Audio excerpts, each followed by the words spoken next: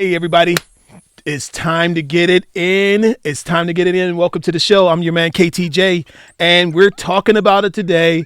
5 secrets to stop caring what people think. Let's do it. All right, you guys. So I'm your man, KTJ. I am a dating and relationship coach, known as the Love Your Life Coach, also known as the Love Coach of Atlanta. And today we're talking about the five, we're going to count them out, 5 ways to stop caring what people think. I think this is an important thing because in our time right now, social media has people trying to figure out like what should I do? Where should I be? How should I look? How should I move? And you don't want to do anything outside of that or be looked at like you're not enough, you're not with it. And I'm telling you, if you're going to love your life, you have to start it by stop caring about what everybody else thinks about you. All right. So let's get into it. We're going to start from number 1 and go down to 5. So number 1, if you're going to, the number 1 secret, not necessarily in order of importance, but number 1 for today, the secret for you to stop caring what people think is understand something. People equally care and don't care at the same time. People equally care and don't care. Now, you think that people care. You think people are all into what you got going on, but I'm telling you, I've seen a guy going down. You guys ever been to New York City? If you ever been to New York City, there's a guy, the cowboy, and he's out there in his underwear, right? Playing guitar with his underwear on and nothing else but a cowboy hat, right? Now, this guy has been out there for years. He was in Times Square. He plays his guitar, dances around, has a hat or whatever where he can collect donations, right? Do you know that most of the people don't even see him? The man is practically naked in public, but the people who are around him don't even notice him. Why? Because people are thinking about whatever they're thinking and not thinking about what you're thinking, right? And so people care, right? Some people actually do care. They care, about your well-being, your family, your mama, people like, there are some people in your life who do, they care that you're okay, right? But at the same time, they don't care about what your ups and downs and thoughts and dreams. That's your business to care about, not their business to care about. So understand, number 1, people care, but really they don't care. So why should you be caring about what they think? All right. Number two on the secret to stop caring what people think is, understand this, you must take charge of how you feel. If you're going to be able to block out what other people think and other people's perspective and judgment and all those things on you, you must take charge of how you feel. Look, sometimes you get swept away because you're caring about what other people think above what you care and think about yourself. Okay? Listen, you can't care about what other people have, their thoughts, their opinions. I mean, you think about it. Where did their thoughts and opinions come from? Let's say it's your mama, right?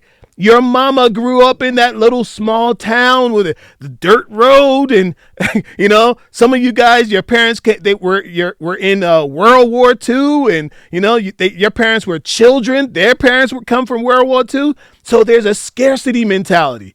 there's a thought like maybe there's not going to be enough. Maybe there's always got to, hold out for a rainy day. Like there's all of these things, right? Money don't grow on trees, right?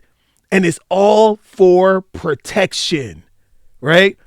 But understand, we don't live in 1949. We don't live in 1965. And you have to live the life that's going to be right for you. So you have to take charge of how you feel and what's actually happening in your life. Yes, they're trying to help you, but who is going to help you the most? And that's you helping you. All right. Number three, understand this. The third secret to understanding and to stop caring what other people think is understand this. Nobody is always right. I know your grandma, she was right about a lot of things. She was probably right about that last boy that you should have got rid of. You're right. She's been right about a lot of your mama, your daddy, your teachers, your preachers, right? They might make you, be really on your side and want to see you succeed, but they're not always right. And neither are you. But that's okay because it's your life. But understand, other people's opinions have to go second to your opinions. Are you guys listening to me? Are y'all hearing me? Your opinion and your decision for what's going to happen in your life has to be primary. It has to be primary. Nobody's always right, right? So if nobody's always right, that means they're wrong sometimes. But if they're wrong and you follow their advice, then you get to blame them for the situation. Like, check it out. One time I was driving down the street and my girlfriend at the time, she was just like, Kel, I think we should go that way to the right. And I was thinking to myself, you know what? No, I think we should go to the left, right? She said, no, I think we should go to the right. I said, I'll tell you what, I'm going to go to the left. You know why? Because I'm driving. And if I'm wrong, then I can't turn to you and say, you misled me. You sent me down the wrong path. You. I can't do that, right? If I made the decision to go down the path. So I'm going to turn left. And along this path, I'm watching for the signs that this is the wrong or right way. And guess what? Sometimes it's the right way and sometimes it was the wrong way, right? But I was able to say, I made the decision. There's so many people who are blaming other people for their relationship failures. Oh, this guy played me. Oh, this guy or this girl, she only want me for my money. This guy just wanted me for my body. This guy, look, either way, it was your decision. If you sit down with somebody on a first date and they have the conversation and the conversation comes up about their ex, I tell my clients, don't bring up conversations about people who are not present, right? Don't waste your breath. But if you do that, right, and you're having a conversation and the person defers to the other you ask the question, hey, what happened in your last relationship? I don't like that question, but sometimes people ask it. What happened in your last relationship? Why are you single? If you say, oh, well, the guy I was with, oh, he was terrible. Oh, he was a bully. He was a narcissist. He talked down to me. He was financially abusive. He was emotionally abusive. He was all these things. And the thought from the other person has to be, well, why were you with him? If he's all these bad things, if he's all this terrible, if he's all, why did you stay there? Why did you continue to date someone who was all those things? Why did you continue to marry or to be with somebody for year after year if he was all those things? What does that say about you? So understand that you have to be ready to stand up for that and speak the truth and say, you know what? Maybe we wasn't right for each other. I made mistakes in the relationship. I was at least halfway part of the problem.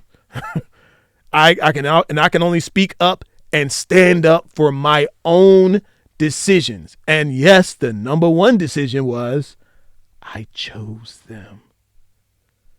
I chose them, or I said yes to them and opened my heart to them. So, but nobody's right. Nobody's always right about everything.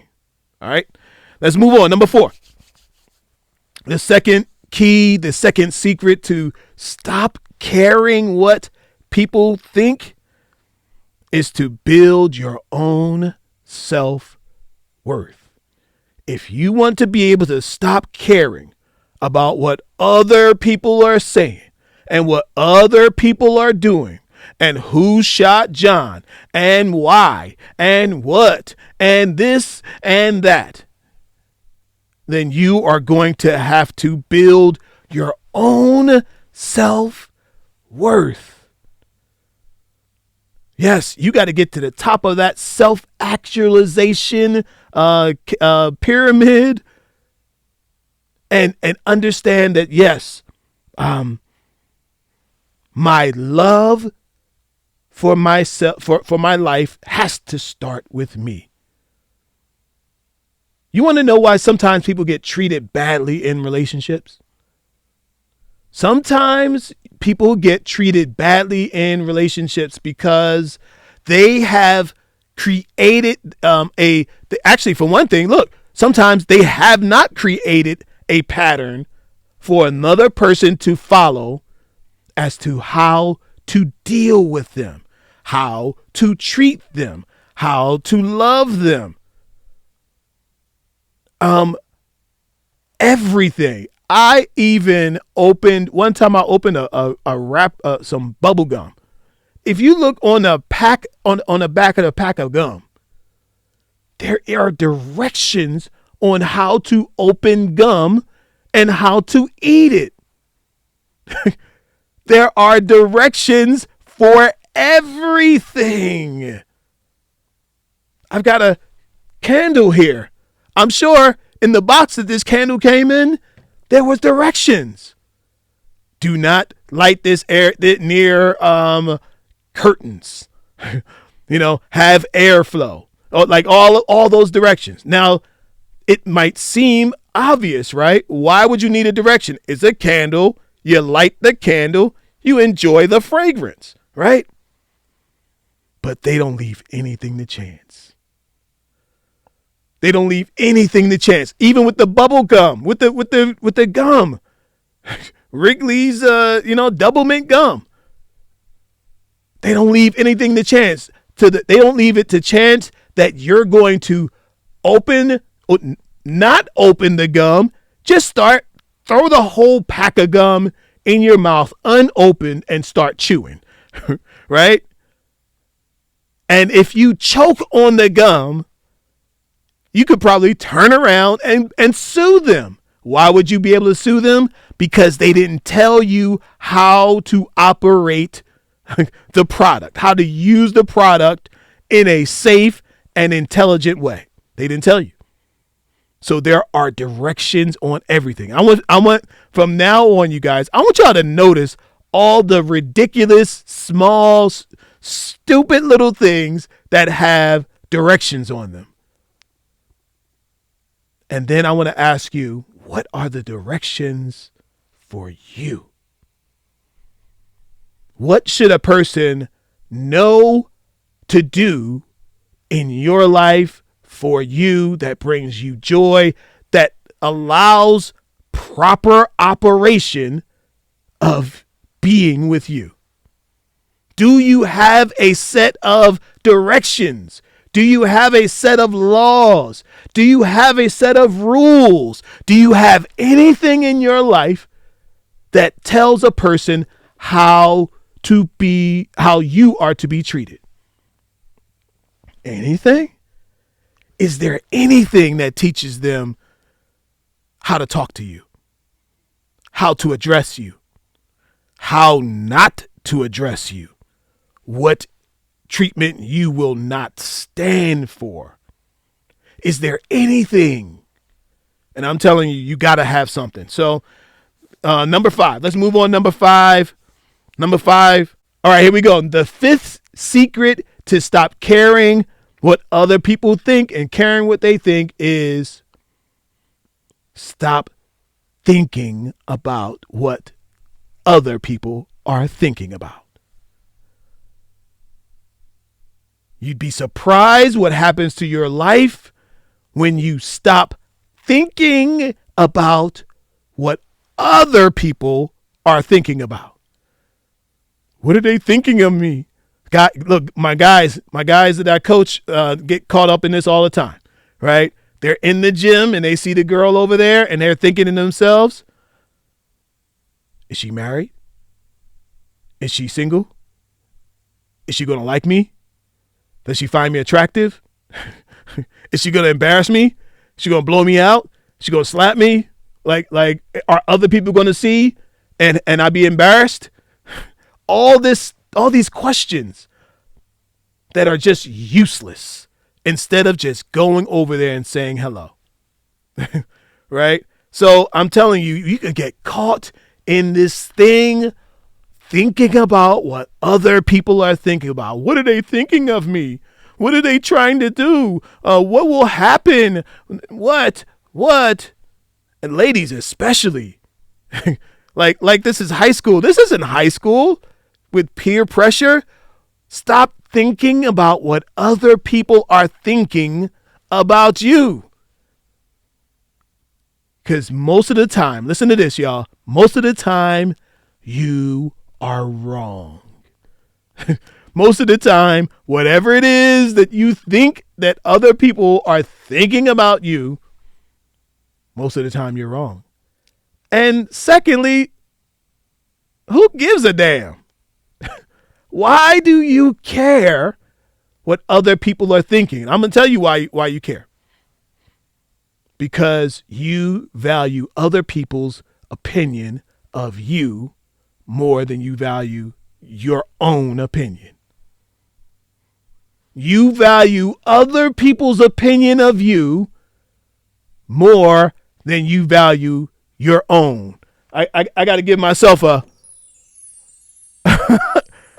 I got to give you the awareness jingle, right? You care about what other people are thinking, worried about what they're thinking, because you don't love yourself enough to say, what I'm thinking is the most important thing to be thinking. And what other people are thinking is secondary, thirdary, doesn't even matter. Doesn't even matter. Doesn't even matter. What matters is what you think. And there's nothing else that supersedes that. What do you think? Now, I'm not telling you to be drowning in your own self-importance, right? I'm not telling you to go out and be the greatest narcissist, right? Because I'm also suggesting that you continue to learn. You live, you learn. You live, you learn. You keep the process going by living, by learning, by continuing, by growing, by assessing what happened, changing the next time. You know, you ever see, if you ever want to get good at bowling, you have to first start bowling. You get yourself a bowling coach and you just keep bowling. If you want to be really good at it, you definitely need a coach, right? Anybody who wants to be good at anything, if you want to be excellent at something, you have to get a coach, right? Every great athlete has a coach. You want to be great at bowling, you have to get a bowling coach. And what's the bowling coach going to tell you to do? He's going to tell you to bowl, right? And he's going to watch you bowl. He's going to watch your form. He's going to watch what you're doing. He's going to give you some tweaks, right? He's watching what you're starting with and going to adjust from there, right? And it's the only way to become a champion bowler. But you have to start bowling, which is the most important part of all of this, is to start. And so the coach comes along and say, hey, when you bend like this, turn the ball like that, and you'll get a different result. Boom, you do what he says, and you get a better result. And you keep adjusting, and keep adjusting until you get where you want to be. Now, I've seen some people, I was having a conversation with one of my team members today, and we were talking. She said, look, I don't have time for to exercise, right? And it was ironic that we were also talking about not having time to do the exercise and to do the the thing that we're working on, the project that we're working on, finding time. And this is what I told her, y'all. Sometimes all you need is a small amount of time. You don't have time to exercise. She said, if I got up to exercise, I would have to get up at 4 a.m. and I can't do that. Okay. But what can you do? Can you do 25 jumping jacks at lunchtime? Can you walk in place? Can you work at your office standing up? Can you get yourself a stand-up desk? Right? Can you go for a walk every day at lunchtime? What can you do? Look, if you want to get off of what other people think about you, you have to start directing your own life and finding a way to make it happen. You want the ideal mate to come into your life? You have to be living your life on your terms, or the person will come in and create their own path into your life if you don't give them a path. Hear what I'm saying, y'all. If you don't give a person a path into your life, they will create their own path into your life. And a lot of times the path that they create is a path that you don't actually like. That's not good for you. It's only good for them. And then you'll come back and say, you're only all about yourself. You're such a narcissist. Well, if you had given them a path to follow, a path to high quality living that you want to do, the person that you say that you want to be, that you're living into, if you give them that path to follow and say, listen, I only allow this quality of treatment in my life.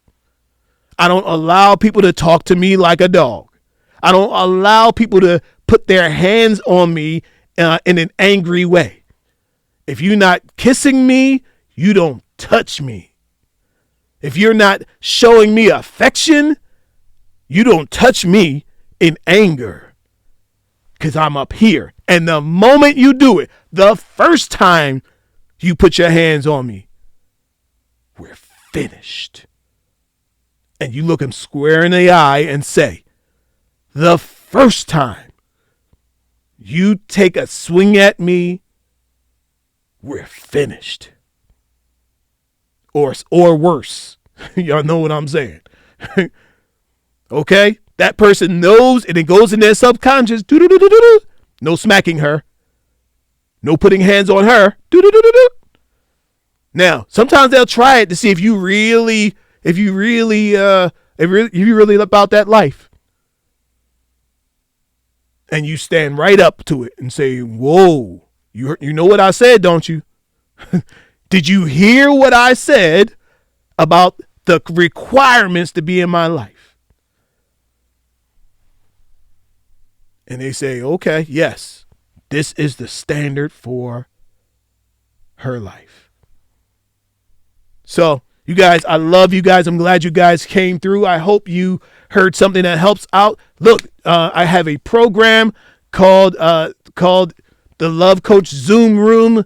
I'll drop the link in the bio below. You can join the Love Coach Zoom Room where we get together. It's a digital coaching program. I just launched it not long ago, about last month, and it is going well. Meeting on Saturdays, we're on Zoom, and it's a digital coaching program, and people are really getting help. So join the Love Coach Zoom Room. The link will be in the bio below. Glad you guys are here. Till next time, peace and love. Bye.